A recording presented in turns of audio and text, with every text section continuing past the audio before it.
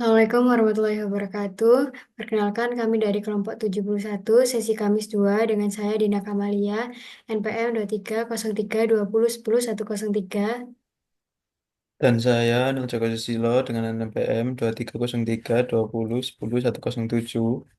Di sini kami akan membuat tutorial video mengenai running dari analisis simulasi sistem diskrit dan juga analisis simulasi sistem dinamis dengan menggunakan software Anilogic dan juga Vensim, di mana analisis simulasi sistem diskrit itu menggunakan software Anilogic, sedangkan analisis simulasi sistem dinamis menggunakan software Vensim.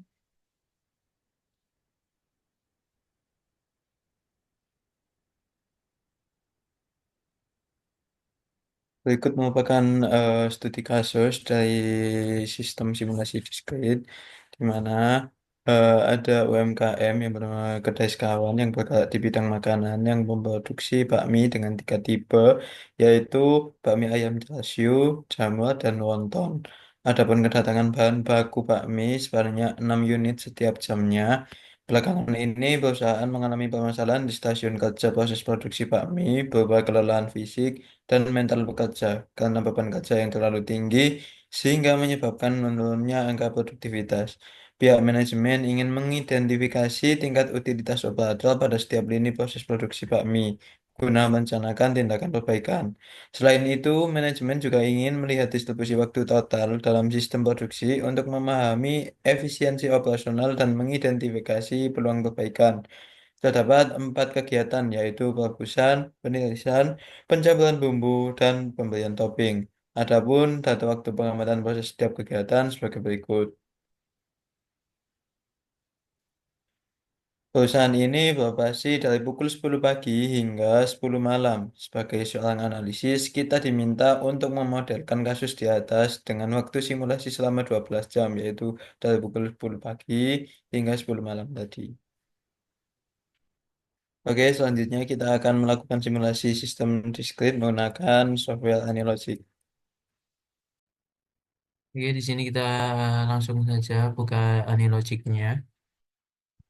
Ini merupakan tampilan awal dari software Anilogic. Lalu kita langsung create model aja. Lalu kita kasih nama sesuai studi kasus ya. Oke, lalu kita pilih mau disimpan di mana. Saya akan simpan di sini. Oke, dan model time unitnya kita buat second. Lalu di finish. Kita tunggu. Ini merupakan tampilan setelah kita membuat modelnya. Tahap selanjutnya yang harus kita lakukan yaitu eh, mengatur dari simulation main-nya, yaitu mengatur waktunya sesuai studi kasus tadi. Ini kita buat date, kita buat 10 pagi hingga 10 malam 22.00. Pastikan ini sama dengan tanggal mulai ya. Lalu kita ke main, ke palet. Kita buat agen type, tahan dan lepaskan di sini. Kita kasih nama,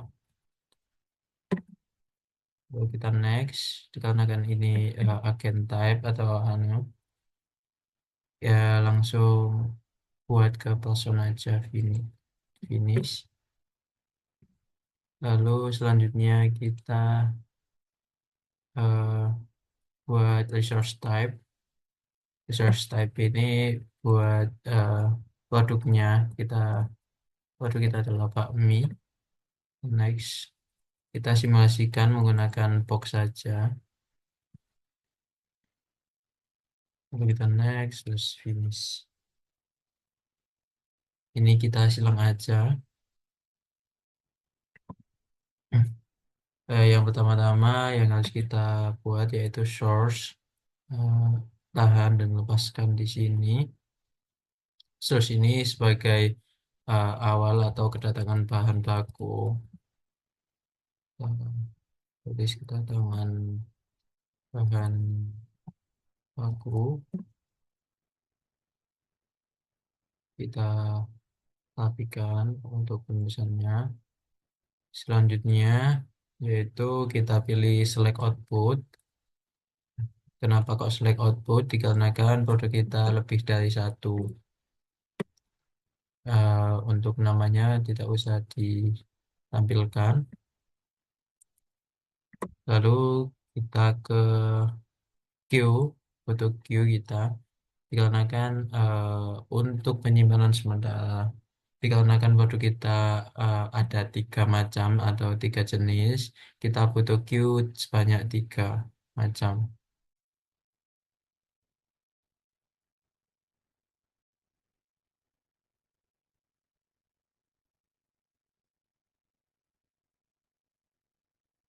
Oke, untuk penyambung di sini kita hapus saja. Untuk menyambungkan dari select output ke queue, kita tekan 2 kali, lalu klik satu kali, dan klik 1 kali lagi. Yang kedua sama, lalu yang ketiga.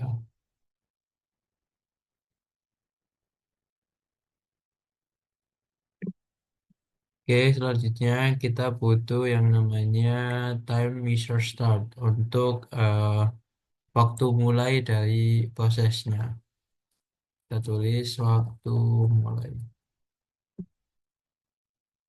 Oke, dan semua queue harus dihubungkan ke waktu mulai ini tadi.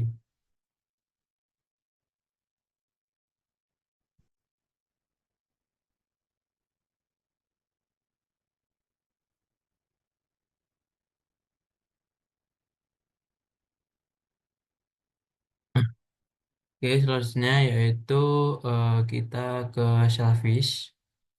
Service ini digunakan sebagai simulasi suatu proses, di mana proses kita ada 4. Yang pertama ada penghapusan, lalu kita tambahkan service lagi. Ini belum nyambung ya. Eh, Pastikan semua sambungan tersambung.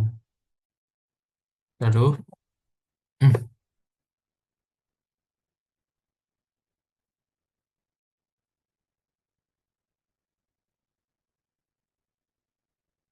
untuk nama proses yang kedua yaitu penirisan.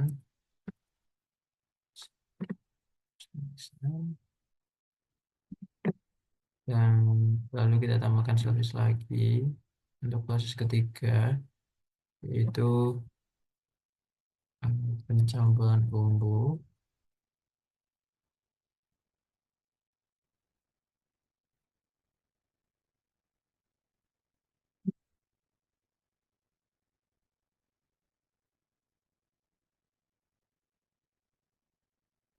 Oke, lalu ke service lagi untuk proses yang terakhir, yaitu penambahan topik.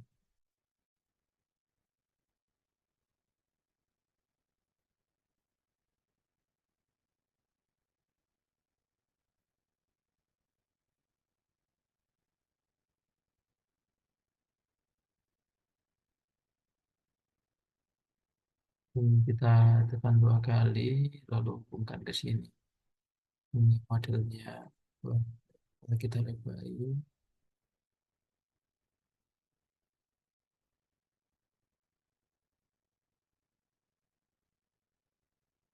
Lalu setelah semua proses sudah disimulasikan menggunakan service, kita butuh yang namanya eh, time measure end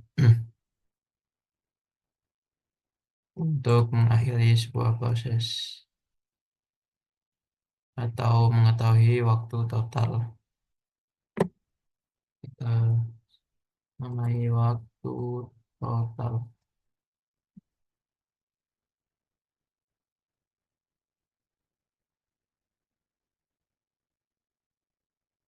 Selanjutnya, ketika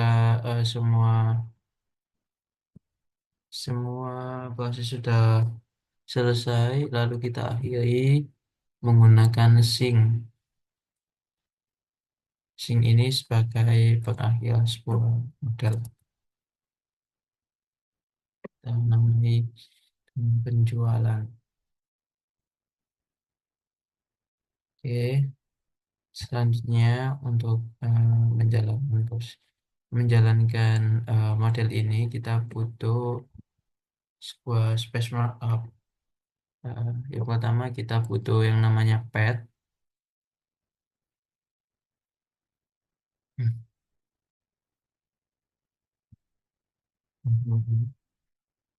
Pad ini klik 2 kali, di sini 1 kali, dan diakhiri 2 kali. Kita butuh 3 dikarenakan produk kita ada 3 macam.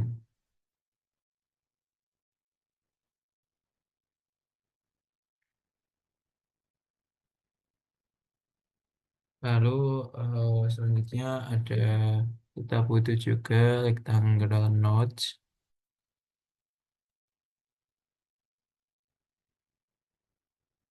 2 kali, lalu kita sesuaikan, rapikan. Lalu butuh yang namanya point node.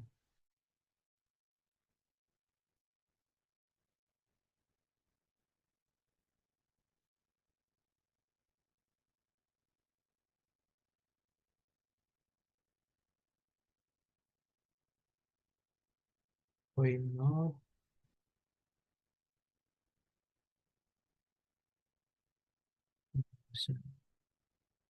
sesuaikan saja. Lalu butuh rectangular notch lagi.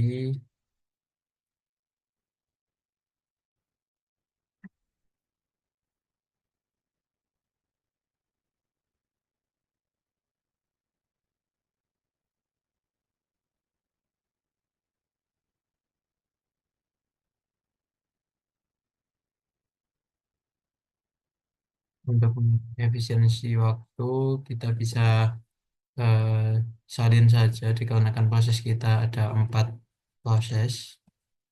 Kita salin dan kita tampil di sini. Salin lagi, lalu tampil di sini, dan yang terakhir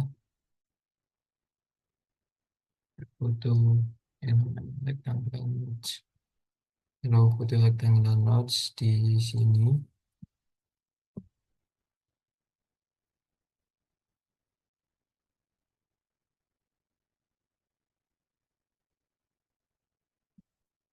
Oke. Ketika semua simulasi sudah ditempel di gambar model, oh iya, dikarenakan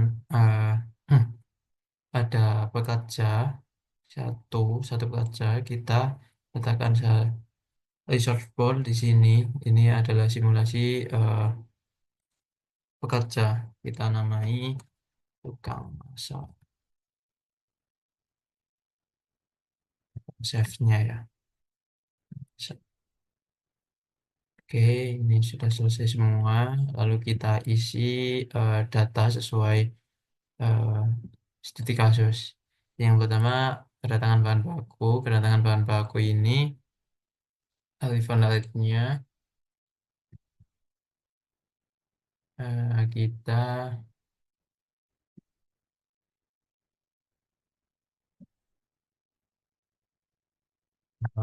6 per jam ya.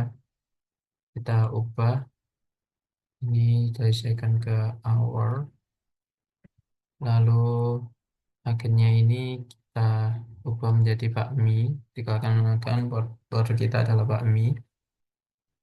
Oke, selanjutnya ini sudah selesai. Terus selanjutnya di eh, select output 5. Di sini kita dikarenakan probabilitas dari studi kasus tadi 40%, 30%, dan 30%, kita gunakan 0,4. Di sini 0,3, dan di sini Sini 0,3 dan yang lain tidak digunakan ya.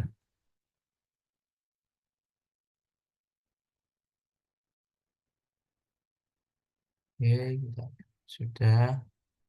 Lalu ke Q. Kita centang yang maksimum capacity ini dan agen location kita. Ya, sebelum itu kita belum menamai ini ya Q-nya. Supaya mempermudah kita beri nama jenisnya aja.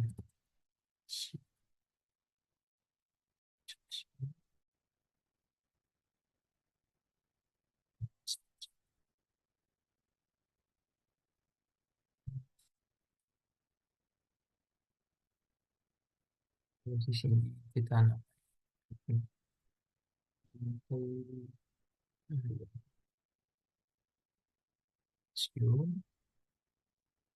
Lalu di sini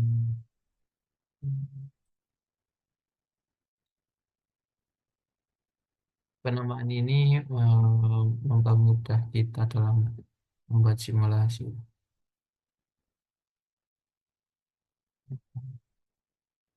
Lalu di sini kita buat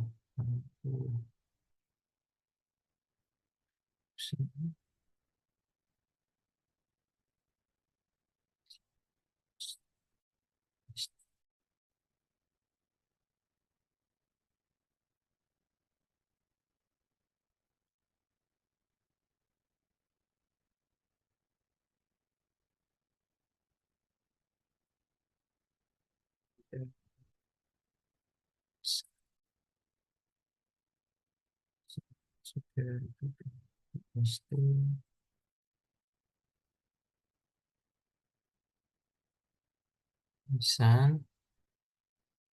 Lalu di sini nanti pencampuran tumbuh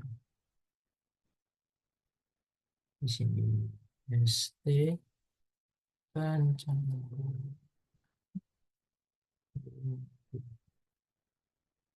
tumbuh di sini.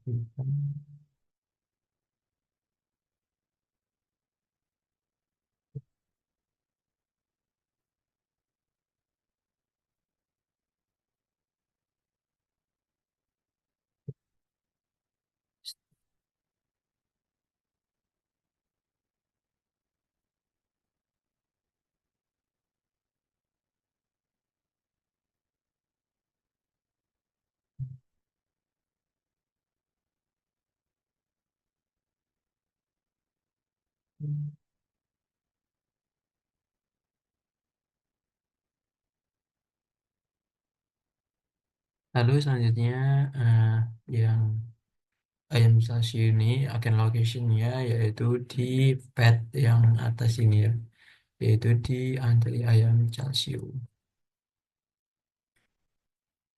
Ini sudah agen type-nya juga sudah bakmi, ini pilihannya Vivo. Selanjutnya di Jawa, maksimum kapasitinya kita centang, agen locationnya di antri Jawa. Lalu yang satunya di Wontong. Waktu mulai ini sudah nggak usah diubah, sudah bakmi. Lalu di Babusan kita tambahkan pekerja yaitu tukang masak baterai yang kita sudah buat. Lalu maksimum quick capacity-nya juga dicentang. Nah, ini delay time-nya kita harus sesuaikan sama studi kasus. Nah, studi kasus yang tadi dimasukkan ke dalam Excel seperti ini. Dan kita akan salin ke software EasyFit.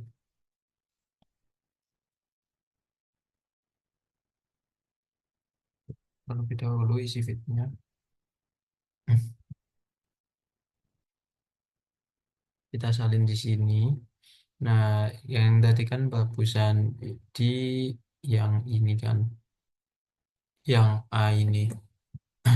Jadi kita blok dan kita klik analyze, lalu fit distribution, lalu ke discrete dan kita oke.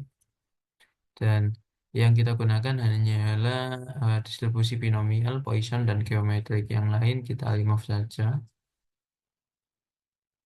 Di goodness of fit kita lihat mana sih probabilitas yang paling baik untuk uh, bagusan ini. Kita klik yang ini dan kita lihat yang rank 1 atau distribusi terbaik ditempati oleh binomial.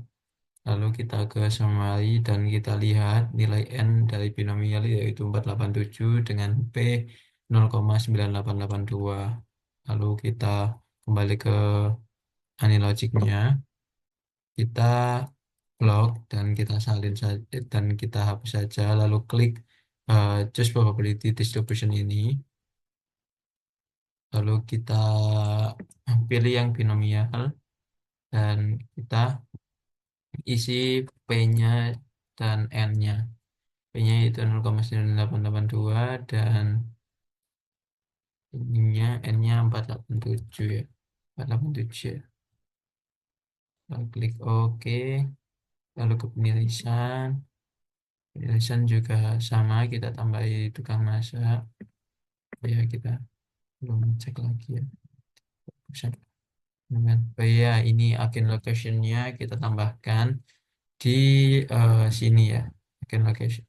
Agen location itu yang ini ya, yang bulat ini. Itu di ST yang bagusan. Dan sedangkan yang delay ini kita yang ini like tanggal match. Nanti bagusan. Sudah selesai. Lalu yang penirisan semuanya diisi sama ya seperti yang bagusan tadi. Isinya bagus. Itemnya kita siapkan. Kita oh ya sebelum itu kita ke sudah isi fitnya. Lalu yang tabel ini kita klik 2 kali. Untuk penulisan yaitu ada di kolom kedua, kita blok kolom kedua di baris 1 sampai 10. Nice, with distribution, lalu display. Di uniformnya kita remove dan kita remove. Dan ternyata di penulisan distribusi yang terbaik yaitu distribusi Poisson dengan nilai lambda yaitu 61,8. Lalu kita kembali ke analogi. Analogi kita blok di sini, kita hapus, kita masuk ke sini, kita cari yang namanya Poisson. Poisson, lalu kita klik lambdanya. Lambdanya tadi 61,8. 61,8, klik OK. Lalu pencampur, oh iya. Untuk Q-nya, jangan lupa untuk Q-nya di SD penilisan dan untuk delay-nya yaitu di anti-penilisan. Lalu selanjutnya yaitu pencampuran bumbu. Kita add tukang masaknya, kita maksimum capacity dicentang ya seperti itu. Ke isi fit dulu, label, klik 2 kali. Kolom ketiga kita blok, analyze, fit distribution, klik OK saja. Di uniformnya kita remove, ya kita remove juga. Putus of fit, dan ini kembali ke binomial distribusi yang paling baik. Distribusi dengan nilai 0,9305, nilai P-nya dan N-nya 60.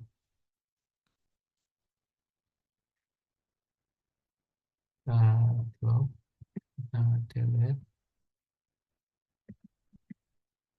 cari binomial. Di sini komanya pakai titik, N-nya 60.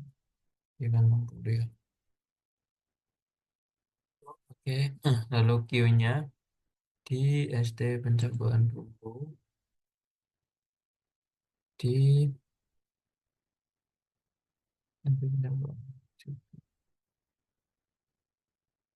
sudah selesai. Lalu ke penambahan topik. Dan kita sama prosesnya, kita isi feed dulu, tabel, kita ke kolom keempat, analyze, feed distribution, state, kita oke, uniformnya kita remove, dan kita remove. Goodness of feed-nya,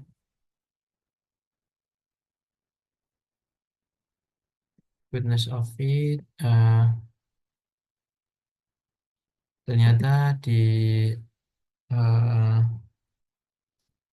penambahan topping distribusi paling terbaik yaitu Poisson dengan nilai lambda yaitu 55,8. Kita hapus, lalu kita tambahkan Poisson. Ini 55,8. Kita klik OK. Lalu waktu totalnya kita tambahi untuk waktu mulai ya. Dan penjualan ini udah bisa diapain. Lalu tukang masak ini source-nya ganti ke operator. Ini moving, ini kita buat satu. Dikarenakan kenapa kok moving? Dikarenakan menghandle empat proses ini ya. Communication nodes-nya kita tambahkan yaitu di tempat ini.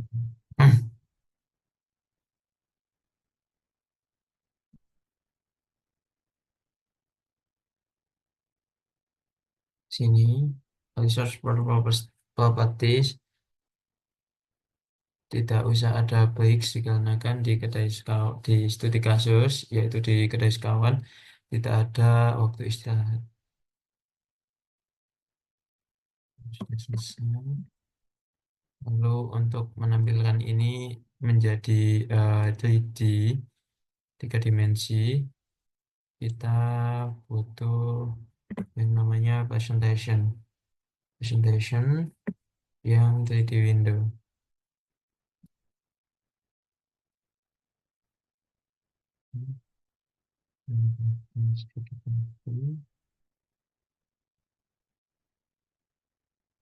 Lalu untuk membaca waktu totalnya kita butuh yang namanya di analisis lalu histogram.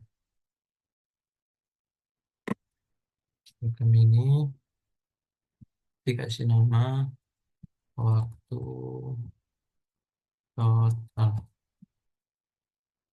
Histogram waktu total distribution. Nah, waktu total ini namanya harus sama ya. Oh, maaf di sini ada typo.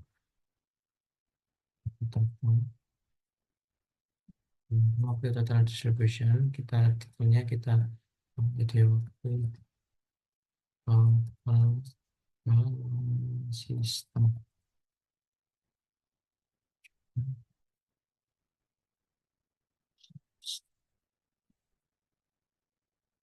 Kita bisa ubah untuk warnanya. Dan saya pilih hijau sini. Dan model sudah selesai dibuat. Terdapat kesalahan ya di bagusan. Dan lihat icon location-nya ini kita kebalik ya. Bukan location Q ini seharusnya yaitu di anti bagusan. Dan icon location di lainnya kita ke stasiun bagusan. Begitu juga yang penilisan kita buat yang ini di anti penilisan dan agen location delay-nya di stasiun penilisan. Yang pencampuran bumbu juga sih. juga kembali ini antri pencampuran bumbu, yang ini stasiun pencampuran bumbu.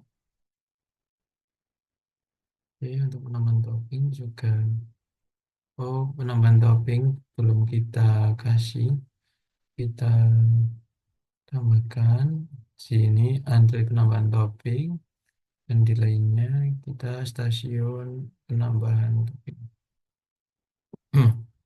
Oke, sepertinya sudah, langsung kita running saja buat uh, modelnya. Kita tunggu.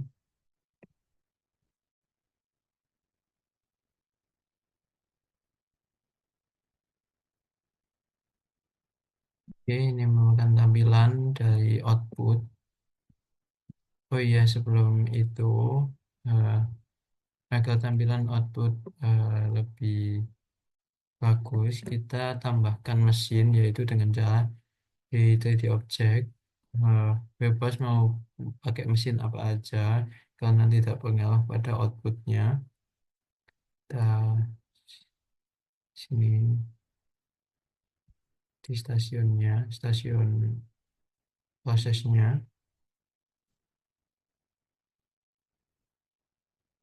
bebas mau pakai apa aja. Oke, lalu kita kembali lagi di output.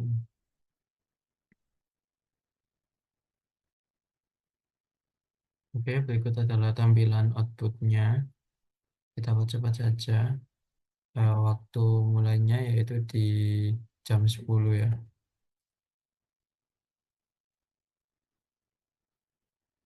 Sehingga kita percepat saja.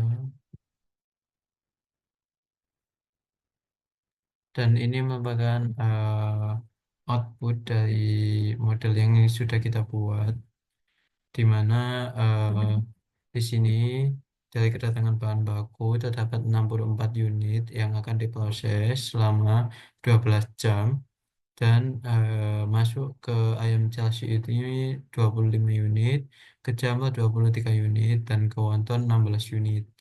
Lalu masuk ke tahap yang pertama, yaitu perebusan dengan masuk 64 unit, dan tertinggal di antrian yaitu 3 unit, dan dalam proses itu 1 unit, sehingga keduanya hanya 60 unit.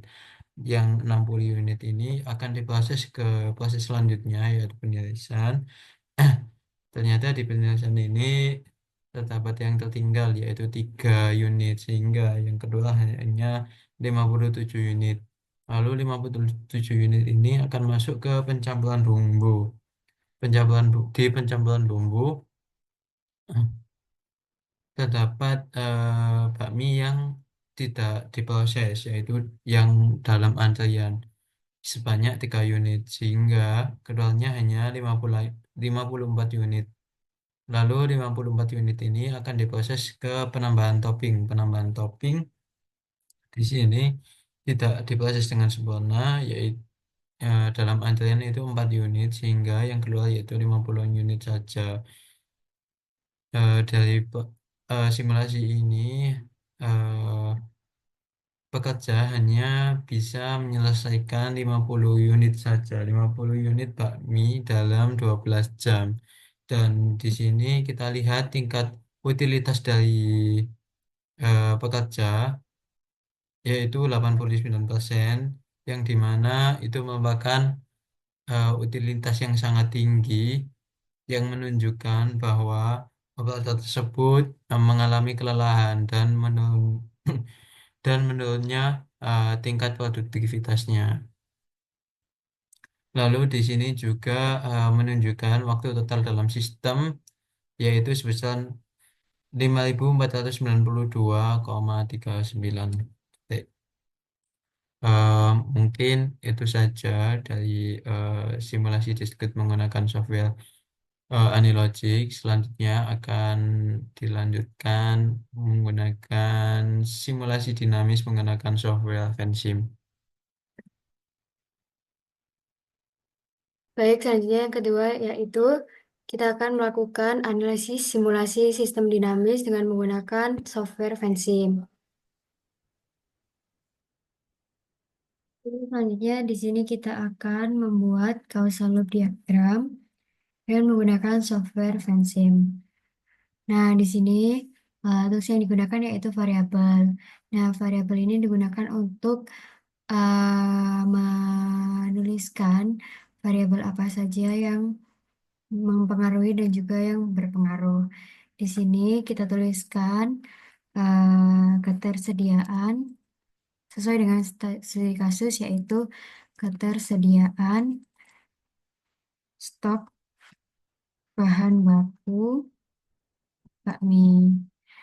Nah, kemudian selanjutnya kita juga akan membuat variabel-variabel lain yang mempengaruhi dari ketersediaan stok bahan baku bakmi. Kemudian di sini ada bahan baku bakmi kedaluarsa di gudang. Oke, selanjutnya ada persentase bahan baku bakmi yang kadaluarsa. Ini kita bisa sesuaikan ya.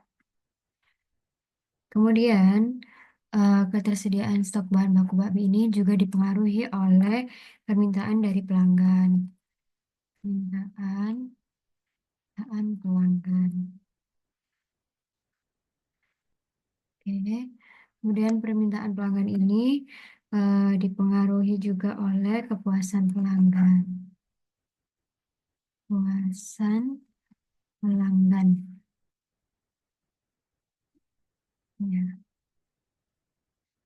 Kemudian permintaan pelanggan ini juga dipengaruhi oleh jumlah produksi bakmi.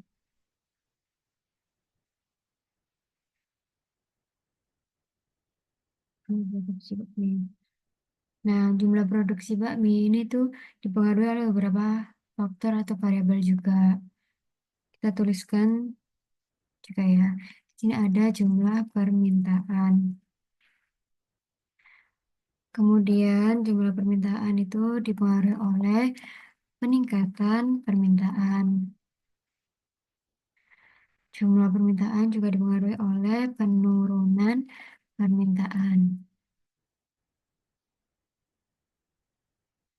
Kemudian peningkatan permintaan akan dipengaruhi oleh persentase dari peningkatan permintaan. Lalu untuk penurunan permintaan itu juga dipengaruhi oleh persentase penurunan permintaan. Oke, kita sesuaikan ya. Nah, setelah itu kita akan menggunakan tools arrow. Nah, tools arrow ini untuk menunjukkan atau menghubungkan antara variabel awal ke variabel tujuan. Nah, seperti ini. Persentase bahan baku bakmi kedaluarsa ini akan mempengaruhi bahan baku kedaluarsa di gudang. Ini kita bisa adjust. Lalu di sini berkaitan dengan ketersediaan. Lalu ketersediaan ini juga mengaruhi. Ini kita kasih arah semuanya ya guys. Kepuasan pelanggan ke permintaan pelanggan.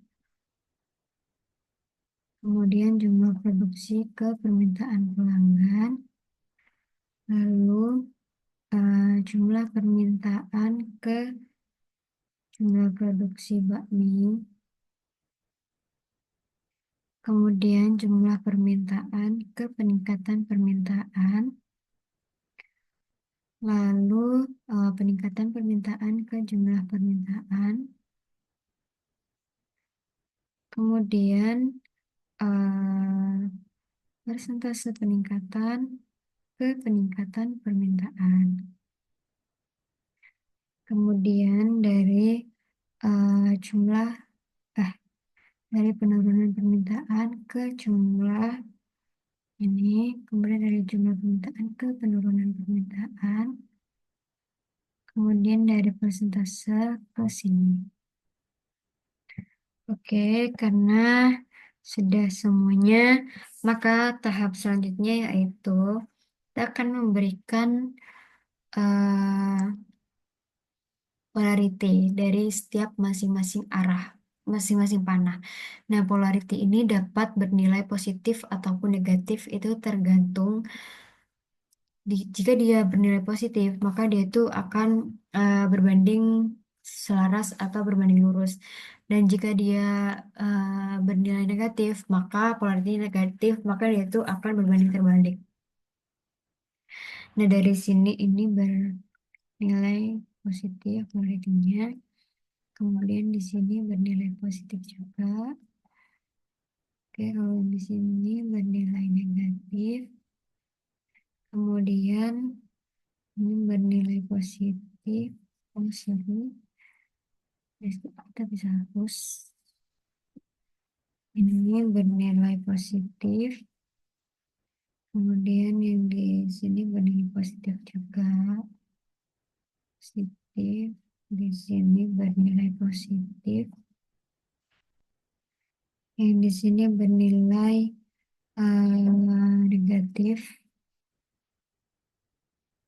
Terus yang di sini bernilai negatif.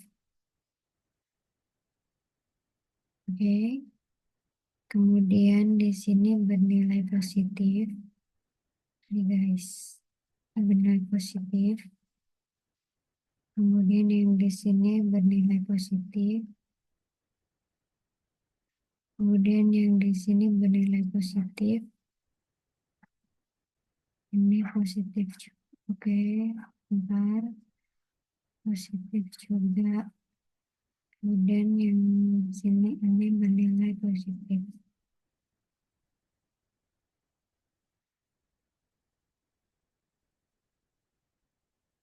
Oke, saat itu kita blok semuanya kalau sudah jadi. Terus kita ubah warnanya ya, guys. Karena kami dari map hijau, maka kita ubah warnanya jadi hijau. Oke, kalau selalu diagram dari studi kasus kami sudah jadi, dan cara menganalisisnya itu seperti ini. Misalkan ketersediaan stok bahan baku bakmi.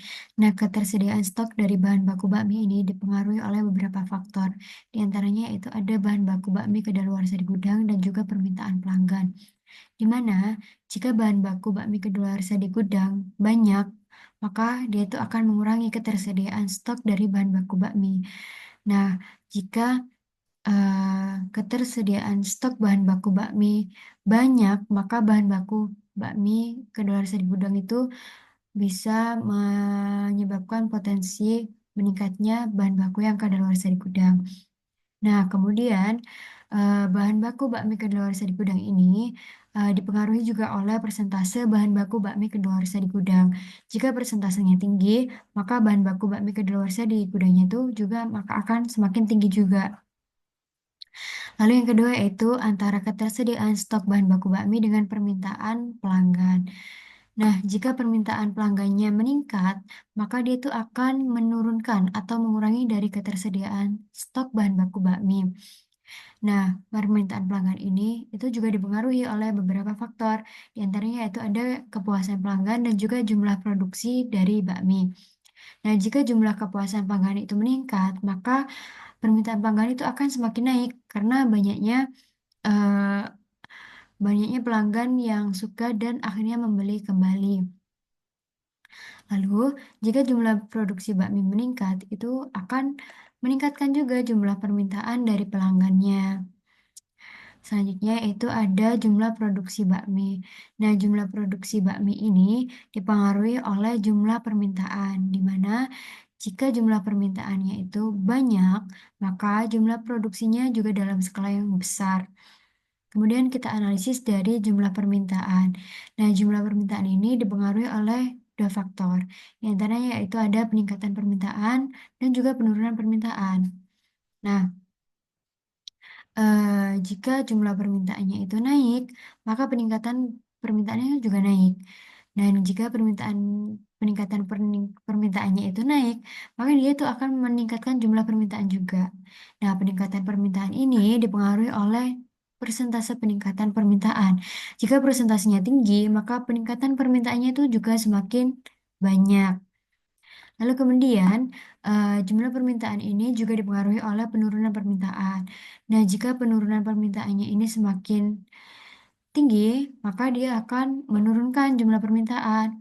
Dan jika jumlah permintaannya itu banyak, maka penurunan permintaannya itu semakin sedikit. Lalu, untuk penurunan permintaan ini dipengaruhi oleh persentase penurunan permintaan. Nah, jika persentase penurunannya itu semakin tinggi, maka jumlah penurunan permintaannya itu semakin banyak juga. Dan begitu pula sebaliknya.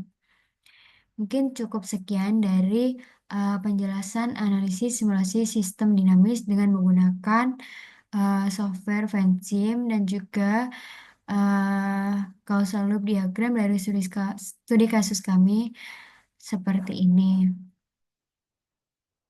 Baik, cukup sekian video mengenai analisis simulasi sistem diskrit dengan menggunakan software Anylogic serta analisis simulasi sistem dinamis dengan menggunakan software Vensim.